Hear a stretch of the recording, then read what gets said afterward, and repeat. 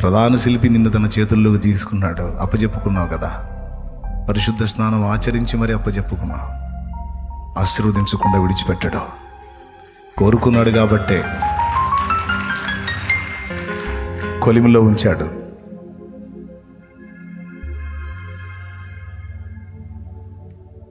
చేరువయ్యాడు కాబట్టే చెక్కటం మొదలు పెట్టాడు. పక్క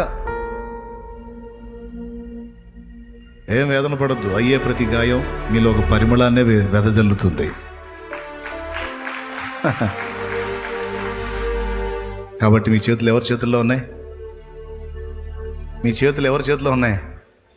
ఆయన చేతిలో ఉన్నాయి. మీ జీవితాలు ఎవరి చేతిలో ఉన్నాయి? మీ హృదయాలు ఎవరికి అప్పగించబడ్డాయి? యేసయ్యకి. పూర్తిగా అప్పగించుకున్నారా లేకపోతే ఇంకెవరికన్నా ఇచ్చారా?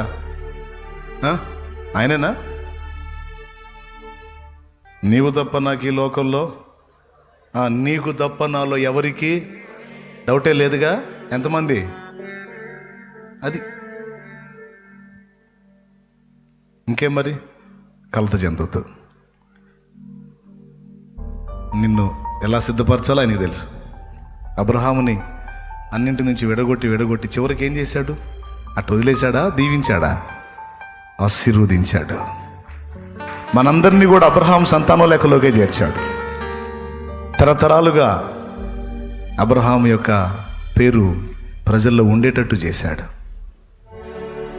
కాబట్టి ఈరోజు నువ్వు పొందుతున్న ఆవేదనలన్నీ భవిష్యత్తులో తీయని మధురమైన జ్ఞాపకాలుగా మారిపోయే రోజు ఒక రోజు రాబోతుంది. ఖచ్చితంగా మధురమైన తీయని జ్ఞాపకాలుగా మారే రోజు ఒక రోజు రాబోతుంది.